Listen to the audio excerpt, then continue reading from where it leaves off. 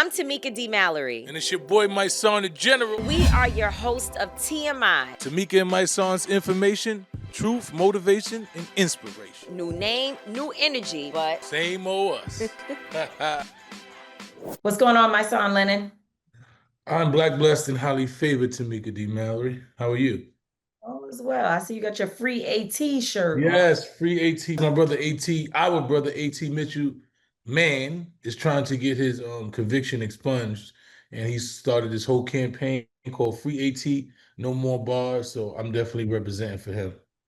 I need to get me a t-shirt, free AT. This is our brother who is the anti-violence czar of New York City. That's number one. AT and I started along with Erica Ford many, many years ago, working to get resources in New York City for anti-violence work. You all have heard us talk about this before. We started out with no money. We got to 5 million after really pressuring the elected officials to focus on grassroots efforts that would help us to curb violence in the community. We went through a whole lot, but we went from, again, 0 to 5 million and now over $100 million that is being invested into local grassroots groups around the city.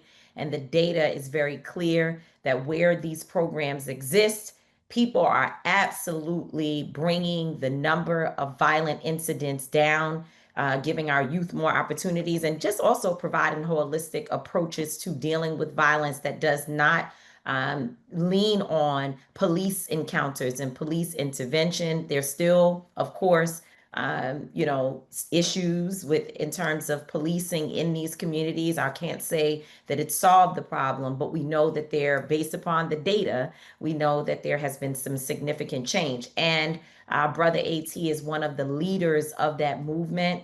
He really keeps the community of anti-violence, the CVI, community violence intervention movement, and the crisis management system operating across the city. And as you said, now he has a campaign to get his own record expunged, and we support AT 100%. We ask that people who are listening, it doesn't matter if you're from New York City, you could be from anywhere around the country, learn more about AT and support his campaign for the expungement of his record. So we love you, AT. We support you. We're with you. Free AT.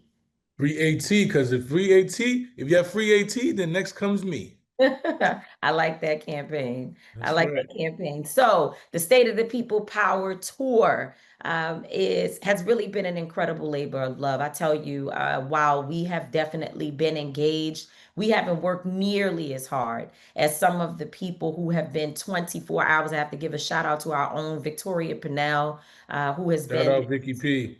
Right, the Until Freedom representative, holding us down as we work on a million projects, book tours, Boycott Black Murder, the work that you all are doing in Newark and around the country. Of course, Angelo building a whole conference that is, that is actually in progress right now. I mean, there's so much happening, and we've been so busy. And it was my birthday, which was a major production that landed in the middle of it. Your birthday also landed in the middle of the tour. So we had a lot going on. We were present often. We led at least 2 particular cities. And when I say led, yes, we picked those cities. We supported the infrastructure and worked alongside our people in Newark, New Jersey, and of course in Louisville, Kentucky, as much as possible, in other cities where we supported. But the team members, the many team members, with Angela Rye and a number of people, I don't want to get myself in trouble, have worked like you. I don't even know how to explain the type of effort that has been put into this tour. And, I think that the main thing that people need to know is that rather than sitting around with our lips poked out, complaining about what isn't and who didn't do this and who hurt our feelings and all of that, and, and definitely in this political climate, rather than sitting around and just kind of looking hopeless, we said, no, we actually have a lot of power, and we're going to do what we always do. which is to go into our local communities and spend the type of time necessary learning, loving up on our people, collaborating with our people, dealing with some of the backstories and the issues that we have that need to be massaged and worked through in order for us to be able to stand together and to get through this turbulent time in our society. And we said there's so many people who have skills already. They have resources. They're doing major work in their local communities, and their voices just need to be uplifted. Their programs need to be exposed to the world. Their ideas need to be supported. And when I think about what the tour has done and the different tour stops in terms of the mutual aid, doing things like helping people with groceries and with gas and electricity bills, doing things like bringing out services of all sorts and also uplifting local services, as well as rallies and town hall meetings and listening sessions and local led activities. I mean, this has been a true, not just labor of love, but labor, and all of it, with the exception of security, because we got to make sure we pay security, and of course the I don't want to say technical, audio visual team. There you go. Go ahead, Tamika, get your words together. The audio visual team. Everyone else has been a volunteer, unless you are a staff person like Victoria, who works for one of the major organizations, the coalition, the partners, and you were assigned to support this project, to work on this project. But overall, everybody engaged, and some of the most critical people in this entire project, they are volunteers. Every dime that was raised has been poured into the communities and these local engagements. And I'm talking about, when I say people spending their own money, I'm talking about travel, everything, hotels. I'm saying that there is, and I'm not saying that that's a model that we want to replicate and that it needs to continue. There has to be another way, because people can't necessarily afford it. But people believed in this tour so much and have been home feeling frustrated, and feeling like I can't sit around. And they said, we're not going to wait for the money. We're going to go, and the money will meet us and things will get done. And so I'm excited that we have captured some of the Louisville content specifically. And so you go ahead and, talk about what your experience was in Louisville, Kentucky, and also what the tour has really meant to you. Yes, Louisville was definitely eye-opening, and just it was like you said, a labor of love. Louisville was like our second home.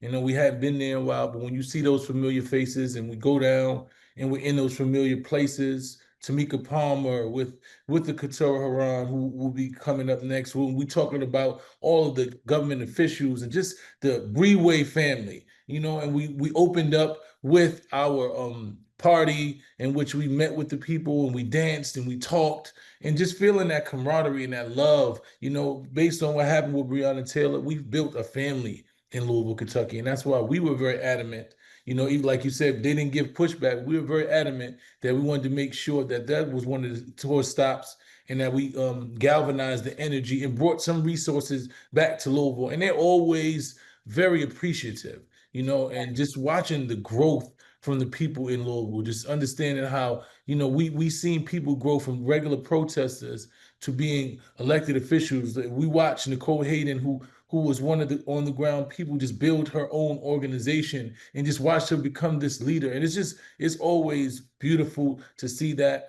But just along with the tour, the our Boycott Black Murder, shout out to Angelo. We do a training and course about boycott black murder, and we teach people what boycott black murder is and what it came from, and we get engaged with community people who have gun violence issues. Some of them have actually lost family members to gun violence. Some of them have family members who are in prison based on gun violence, and the stories and the tears is always like very emotional. So that's something I love to do in each city that we go to. But this stop was, like I said, it's a lot more personal for me. As we still fight for justice for Breonna Taylor. Seeing Tamika Palmer is always something that gives me joy and pain at the same time, because I love her so much, and to see her still fighting for Breonna Taylor, is just invigorating to me. So Louisville was nothing short of amazing. Absolutely. I think everyone felt that. And, as you said, the whole Breeway family included. And we have to make sure we give a lot of love to Nicole Hayden and Nicole Yates, who were the co-chairs, if you will, of that tour stop. And I can tell you it's not easy because, as we know, in every single city, there's always the difference of ideas and opinions and that energy that we all experience. And the two of them coming together, working together was quite funny to me. But I love to see how, whether they were fighting about who was going to present particular, again, ideas and strategies, or if they were organizing other people and really trying to make sure that everybody in the community felt involved. Whatever the issues, whatever the things were, they ended up producing an incredible tour stop. And so just thankful to both of them, and also thankful to our baby sister, Janiyah, who is she was there. Janiyah is the sister of Breonna Taylor, who lived in the And house. she's with child. And she is with child. She's about to have a baby. Yes. So having her around, carrying a little Breonna in her stomach is so special. I'm not sure of the gender of the baby, but I will say that we know Breonna lives through Janiyah's belly. And so it just was exciting. And I want folks to know that, yes, we did have some good moments. And so, first of all, it was super hot, as it always is in Louisville. Always hot in Louisville. And we did have some powerful moments of, dance and, like you said, camaraderie and planting. And they sent families home with things that they need to start their gardens. I mean, great things. But at the same time, there was some very serious discussions, very serious panel discussions, town halls, and listening sessions with the community. And so we've got a little bit of, some of the discussions and the interviews that we did for the TMI podcast, the TMI show, Tamika and Mysonne's information. So who are our guests this week? Yes, like I already stated, Katora Heron is going to be one of our guests, along with Nicole Hayden, that we just finished speaking of. And to end it off, we have our co-founder of Until Freedom, attorney Angelo Pinto, is also one of our guests today. Good. Check it out. Check it out.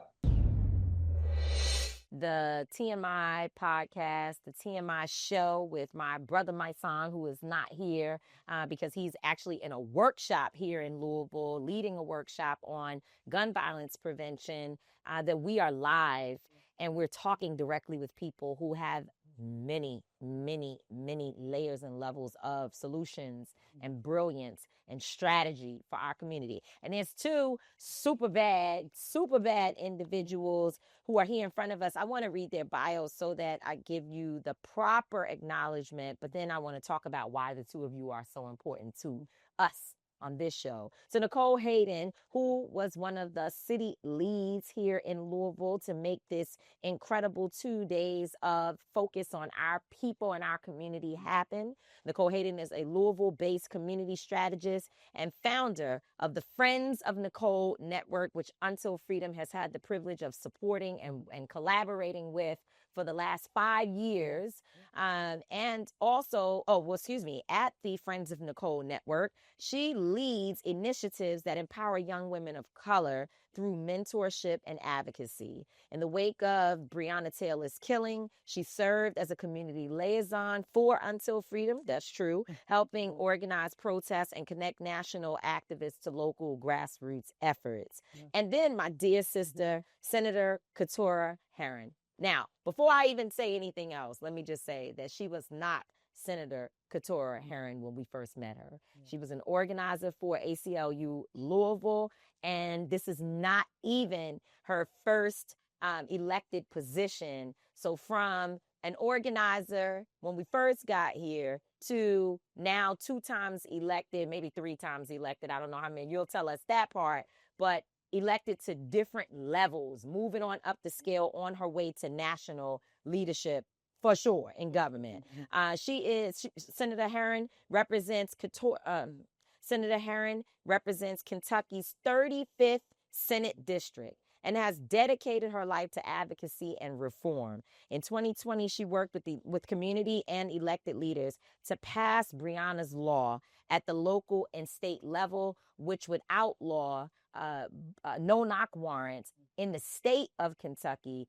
Some of it passed, more work to be done. But these are two super bad individuals who are doing work within the community and also just growing in your leadership. And let me say that for us at Until Freedom, to watch the growth of this city and the individuals in the city has been incredible, because we know we had our little hands in different parts of how that happened. We promised Nicole Hayden when we first met, the first weekend we were here, the first night we sat down and had a conversation, we promised that not only would we not exploit the community, but that we would continue to be here and we would never leave.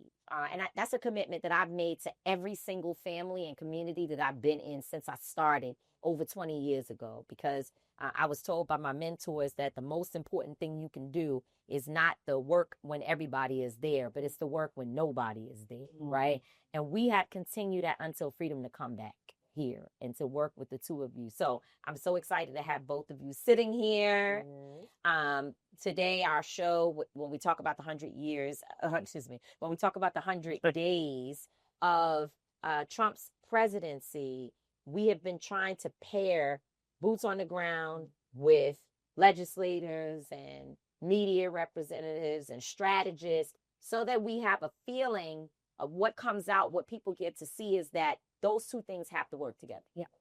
It's no way for us to do the work with just an elected, just a boots on the ground individual. They have to come together. So the first thing I want to talk about for both of you is how you see that working together, that you are an elected leader. How important is it for you to have the Nicole Haydens and the people of your city, right? Melvin and Brother Big Baby and you name it, everybody, Auntie, everybody, right? Pushing to help you get things done. Because I think some elected officials don't think they need the people until it's election time.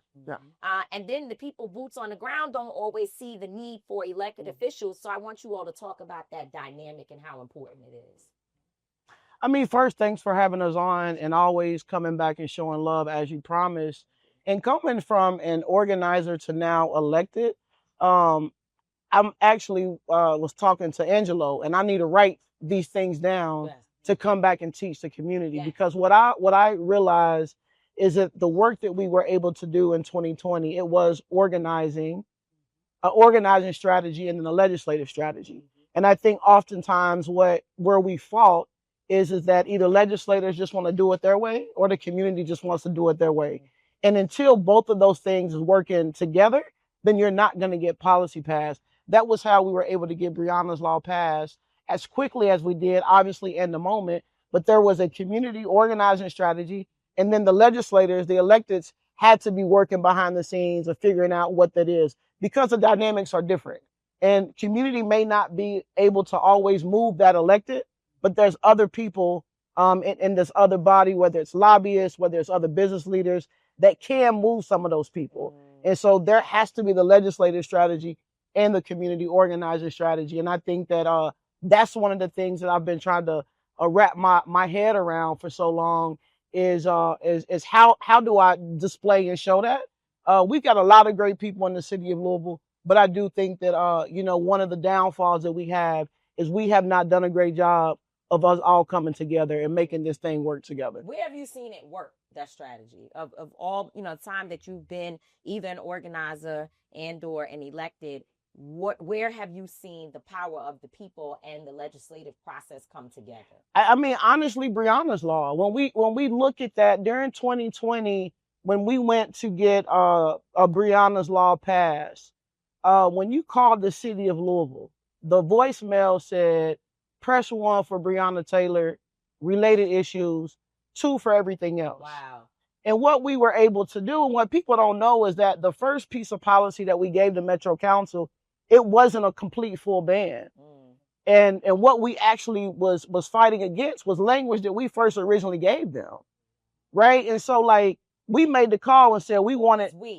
So legislators, without your involvement, gave them language that you had to go fight, or was it right? So there was community folks, myself, and a dude named Terrence Sullivan. We are the ones who actually wrote that the first copy. And then it evolved. And then it evolved. We gave it to Metro Council. They ran with the language that we had. The goal was to get coalition to work together, but they said they wanted to move fast. So they took our first draft of the language and they ran with it. But after we had some days to read it, we like, no, we needed a complete ban. And we can do that. And we can do that. And so that's what we actually ended up fighting. And what we did was we had like, I think originally like 4 or 5 council people that said that we support a complete ban. So what we did was we put on social media and we said, we want to thank these 5 council people for supporting a complete ban. So then other council members was like, well, we support it. We like, yeah, but you don't support a complete ban. If you want us to thank you, you got to support a complete ban. And that's how we was able to eventually get the 426 to get behind the complete ban. Because at first, people was like, we can never do a complete ban. What if there's an emergency situation? What if my daughter's kidnapped? What if this is happening? And it's like, no, we know in real time, if it is that emergency situation, law enforcement can go in. If you hear shooting in a building, you can go in and respond. But let's be very clear that we need to do a complete ban and common sense. And in the moment, lets you know when you can go in, if it's an emergency. Talk about your, not so much the role in this, but your understanding of the importance of community and what the legislators are doing. Even like Katera's been like my go-to. Katera, what does this mean? Who does this? And that's what we've been doing in community, like really taking it back. Of course, we need the legislators and people at Metro Council to continue and push policy, but also got to keep in mind that people in community and neighborhoods don't know a lot of this language. And so the expectation of people to know what these things are, it's like, no, we got to take it back to the streets and educate our people. So that's really what we've been focusing on, like educate. What does a legislator do? What does a representative do? You know, basically having those conversations, having workshops, having training. And again, when it's time to vote, having those classes ahead of time, having those conversations early on so that people can be informed. So whether that is some bullet points on a piece of paper that we can share on social media, whether that's some bullet points that we can share in text.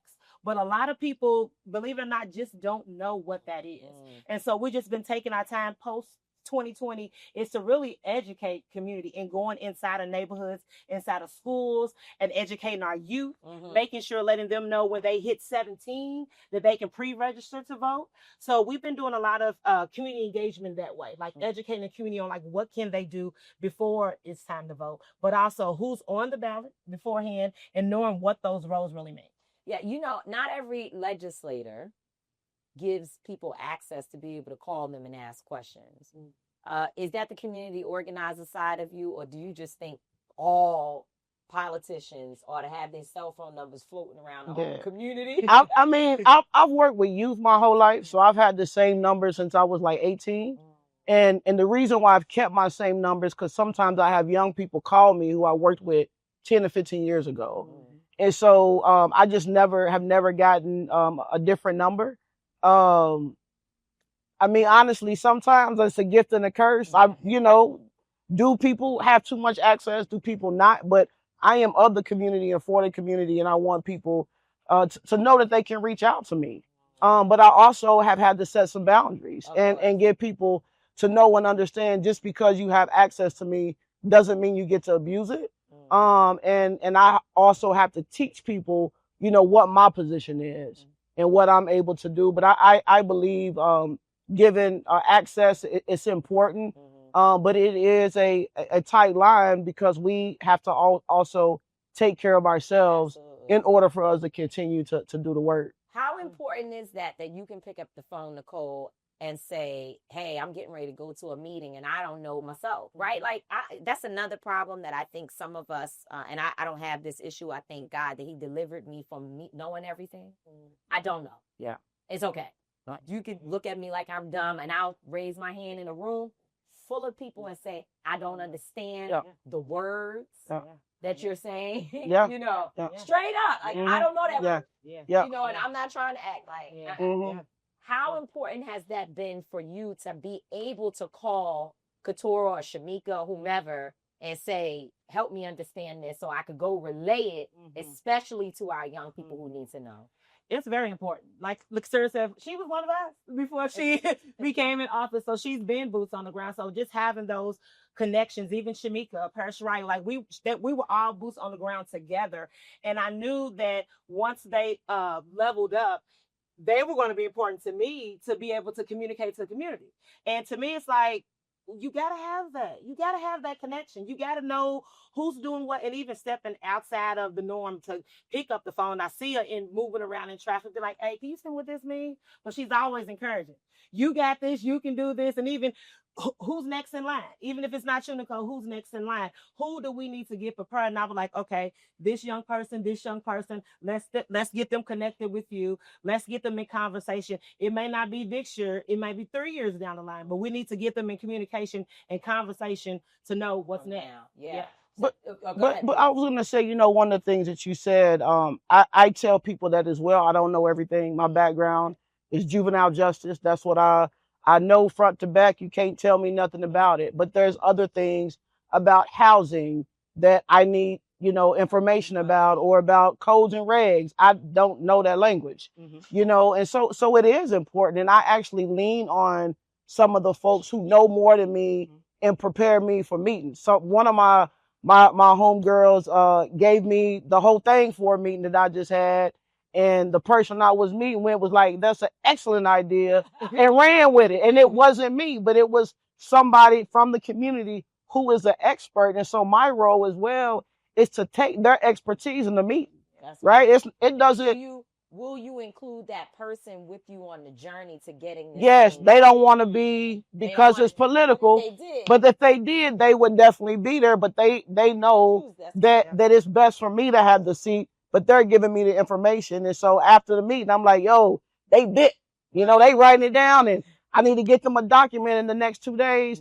And so then me and that person collaborated and was able to send this document. And it's going to be rolled out in a way. But it's their expertise that I'm allowed to take, to the rooms, because I don't know everything. So the last thing I want to talk of, two things I'm going to ask you all about the inspiration of this tour, which has been hard. And we know that. We heard saying that in every conversation. It's not easy. So we'll talk about some of that. But the consent decree, right? I feel like it's such a slap in the face to watch the federal government say that our lives don't matter, because we know that the investigation that was done to get to the point of a court order, which is the consent decree, it uncovered what you all already knew, which is that there's an abuse of police power in this city, that many of our young people, and particularly people in general who live in the West End and other places that are deeply concentrated with folks who are under-resourced, are under siege with policing here in the city. Let me tell you, Louisville, I protested a lot of places. I've been a lot of places. And we've been in some contentious fights across this country. But here, there is almost a Ku Klux Klan mentality policing, or at least it was during the summer of 2020. And the militia was out there mixed up with the police, doing whatever they wanted to do. For whatever reason, when they had we were under what you call that time curfew. Why the white folk with the big guns were under Senator? Why the white folks with the guns was still able to be out, and the police wasn't chasing them, but they were chasing us? That's an issue. And so the Department of Justice's findings about all of the issues, the corruption and the abuse, was very serious. And to have the federal government decide to go further than just investigating, but to actually say, here's a court order that you all have to follow in this city. And now we have a mayor who took a long time to sign it. There was a fight to get him to sign it. What do you think he's going to do now? What do you all want to see him do? And how do you feel knowing that the blood, sweat, and tears? I think about Travis, our young brother, who gave his life literally in this work, leaving a protest that day when he was killed.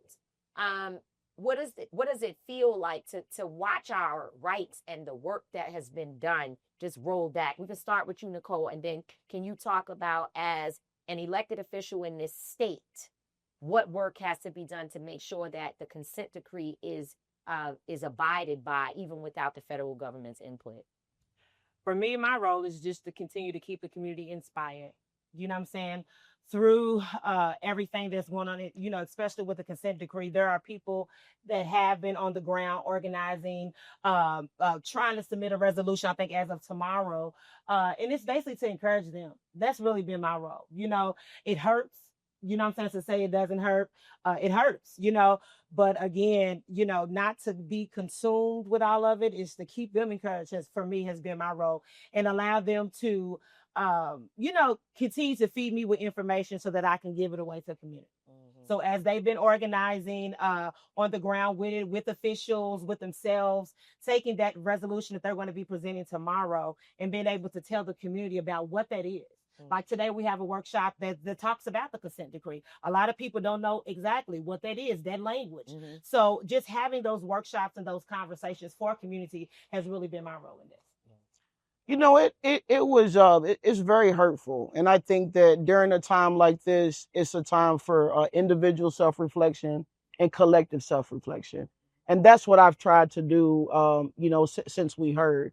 But what I think, or what I've come to is that one, the work is the same no matter who's elected. And I think that is something that oftentimes we forget as people, is that, and when I say that the work is the same, the strategies is different, is that we as a community should have been doing more to be prepared for this moment, right? And so now as a leader, I'm thinking, what can I do to take the information and expertise that I've had as an organizer to now as an elected to continue to educate the community? One, two, regardless, I'm going to make sure I'm in the room, right? And so the mayor just announced that he's doing I forgot what they called it, but it's going to be 8 community members, I think 7 elected officials and some organizations. And I'm going to make sure as an elected official that I've got a seat at that table.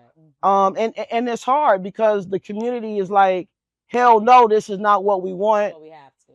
Right. Heck no, this is not what we want. But we have to. Okay, yeah. All that. But it is my role again to be at the table and take the voices and the concerns of the people and be there. And so as an elected, I have to encourage my other elected officials that we have to stay on top of this, that we have to continue to put pressure on this mayoral administration. But when we talk about what's happening statewide, until we in Louisville start to build coalition with our country cousins and brothers across the state, it doesn't matter.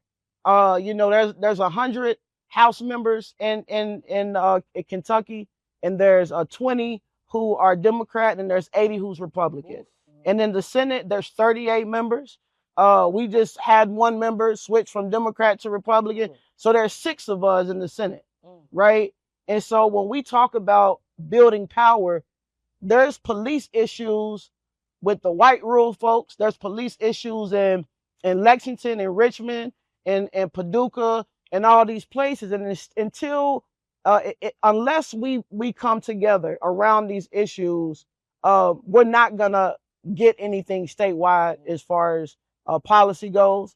And so we have to do a better job of, yes, organizing here, but we have to also understand how we getting out across the state to hear the concerns, because our country brothers and sisters and cousins, they got the same, fighting the same issues. It just looks a little bit different, but it's the same thing across the state. You know, I want, we're going to wrap this up, but as I heard you talking just now, I can literally see people saying, which leads us right to the last topic.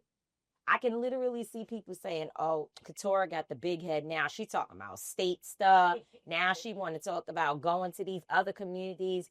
Why not just focus on Louisville? Yeah. See, that's why we shouldn't have elected her.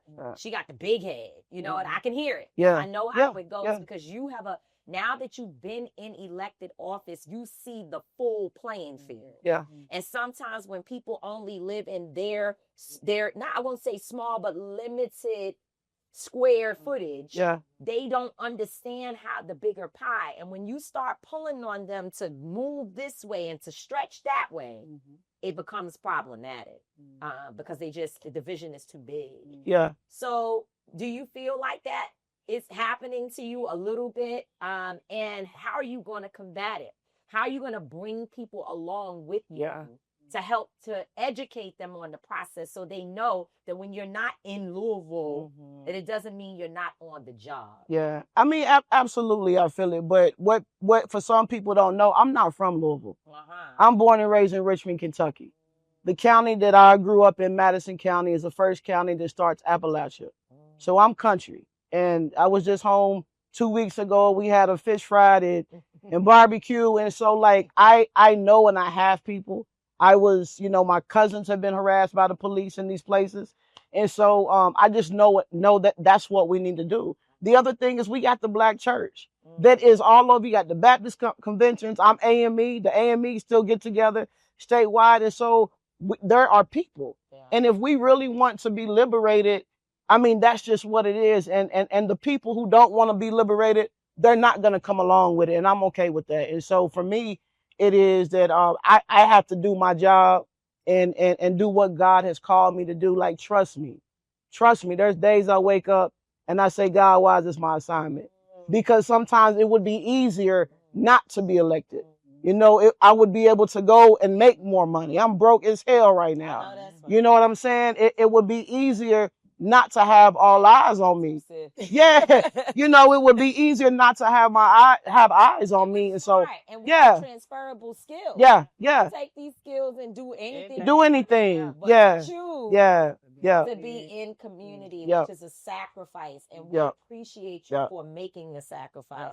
I remember the first time I met you, I had to bow down and apologize because we overlooked your presence and role in the Breonna's Law fight, and did a whole campaign with all these celebrities. Because first of all, I was just so excited that people who usually don't want to have anything to do with my work were like, yes, I'm ready to use my voice. From Alicia Keys always wants to have something to do with our work, but Ellen DeGeneres and all these folks, I don't name them all, but they all got involved. And we did not include you in that campaign. And I remember coming to you and just being like, I am so sorry. I meant it with all of my heart. And it wasn't just the fact that you accepted my apology. It was how you did it. You did not yell at me and cuss me out and talk bad about me and write on social media that I ain't shit and F until freedom. And they're not. We had a conflict resolution process of me repenting and you accepting and acknowledging, and then us becoming sisters from there. And I acknowledge that. I appreciate you. And I want you to know that you are going places that you don't even know it yet, right? Like, we believe in you. I believe that you will be a national force for our community, and we will continue to pour resources and support into you becoming that, because you have exactly what it takes. So anytime that you get that little feeling of being like, man, I want to throw my hands up, just remember that we believe in you. Your people are counting on you to keep going. Thank you. I appreciate it. Thank you. I appreciate it. Thank y'all. I was going to talk about conflict resolution, but I think we kind of covered it in that we just got to work together. We ain't got no choice. We ain't no choice. This tour is all about we ain't got no choice. Should have been called. We ain't got no choice. We ain't got no choice. Facts, Ryan. I'd like to do a workshop. Every single tour. No, tour stop. Seriously. We ain't got no choice but to come together. Thank y'all. Thank you. Appreciate it. Thank you. Thank you. We are back live from Louisville at the State of the People Power Tour. The TMI show has been live all day, interviewing so many people, local organizers, folks who do national work, and it's really been incredible conversations. And for a little while, we lost my other half of the TMI show, my son, the general. But now you're back like you never left. would love to hear about where you went. Yeah. I did tell the folks, but who could tell Fecal where you were? And, Attorney Angelo Penso, who was our brother and also one of the co-founders of Until Freedom. You were with my son away somewhere mysterious, doing some mysterious work. Why don't you tell us a little bit about April's over here laughing, but... You want to start, Mike? Set it off, Mike. We had he's a hash and old boycott black murder. That's right. Which was one of my bird children, which was Angelo. I love that. So yes, Angelo is one of the closest spirituals with in boycott black murder. That's true. In which we do workshops, going go state to state. And me as a boycott black station workshop, we talk about cause of violence, how they spread in our communities, how do we combat the violence in our communities, what are the root causes, how do we change narrative, how do we change the culture around it. We engage with a lot of the local people in the community, talk about their experiences with violence and fury. We had it was a full house. It was a full house. There was one lady, I think she might have left, but soon as we opened up, she told us about her experience of violence, how she was brother, a cousin's, somebody got shot in the head inside a home. In the past year. Within the last few months, and in March, I believe it had lives. She was so impacted by gun violence and how sometimes it causes you to want to retaliate. So a woman, you could tell that she wasn't about things. She we talk about all these things, but sometimes when you think about people harming your loved ones and taking your logos, you want someone else to feel that pain. It doesn't make you a bad person, but it's just a reality that nobody talks about. And it was so real. It was so many different conversations, but that was I had to go hug the lady after we had that conversation. Yeah, and how you respond to it. I think oftentimes we do the work every day. So we do violence prevention work every day, and we've been doing it for so long. I think sometimes we forget that we're talking to folks who may not be familiar with the work. And then the question becomes, how do you help folks understand how this work is happening? So that was a lot of what we did. We spoke about how the reason why violence prevention work has become so effective is because now we're looking at violence as a public health issue. That's the first pivot, right? It spreads like a disease, right? People are affected by it and now take on some of the tendencies that cause violence. But in places like Newark and New York City, even in Birmingham, we've seen and implemented effective models that have created change. And even in Newark, we've seen homicides go from 140 or so to less than 40 in 2 or 3 years. How did this happen, right? One, there was an investment that took place. The mayor took $1 million out of the police budget, 1% of the police budget, which equated to about $20 million, created the Office of Violence Prevention and Trauma Recovery, created the Brick City Peace Collective, which pulled all those organizations together, identified high-risk intervention as credible messengers and individuals who could take guns out of people's hands, stop homicides, and also change from a culture of violence to a culture of peace. So it's important for people to understand, I think, the nuance and how the work happens, particularly in places like Louisville, so they can replicate it, right? Because one of the things we heard was that there is an office in Louisville that is supposed to address violence, but we know violence has increased. So what's not happening, what's not being effective? How do national folks and partners come in to actually enhance the work and make it effective? So we talked about all of those things and so much more. It was a robust conversation. Yes. Wow. And you said it was a packed house of people who community members and some. I met people yesterday, especially at the rally. I met people who drove in from Cincinnati, who flew in. We saw the Cincinnati folks around the country so that they could get to, people watching the tour stops. They're like, I got to get there because I have something to say. And the people here are the leaders. We said that in the room too. We say this about Louisville all the time. Louisville has the answers. But oftentimes, just like in a neighborhood, we said that, Mysonne says it all the time, we've taken the neighbor out of neighborhood. And now it's just a hood. And what that means is there's a culture that comes with just being a hood, right? And how do we transform that culture? and now identify the leaders which we have all around us and have them step into the positions they need to step in to create change, because that's the only way it's going to happen. The folks in Louisville who are leaders have to step into leadership roles to transform the existing ecosystem. And we've seen it time and time again. We don't talk about it a lot, but I remember when we went to Akron because the brother who got killed was Jalen Walker, who was shot, I think, 48 times by police. 92 shots. 92 shots. And I remember we were clear that if we left and we weren't an integral part of their strategy, they would not get the attention they need. In this case, would not get the accountability. And that's what happened. And I think what I heard from some folks here in Louisville is that when Louisville doesn't get the spotlight and attention that sometimes comes with national attention, sometimes ground is lost too.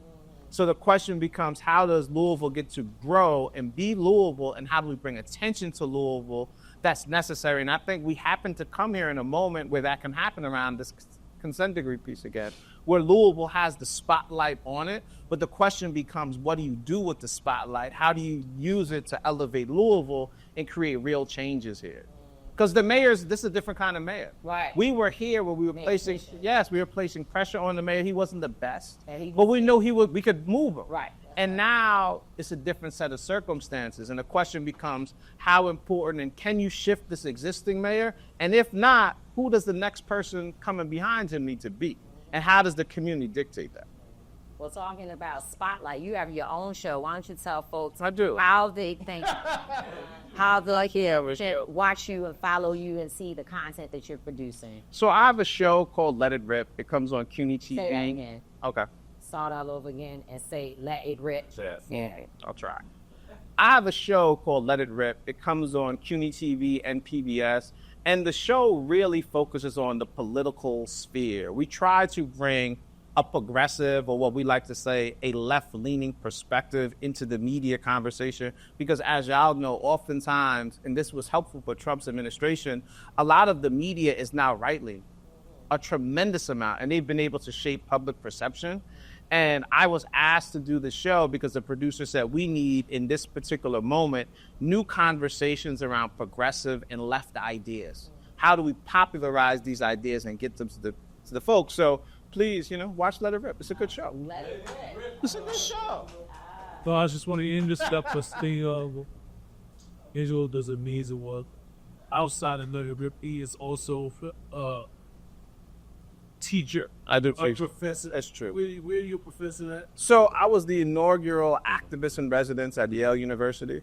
So we actually created the program, and now the second activist in residence is coming there and they're actually working on gun violence.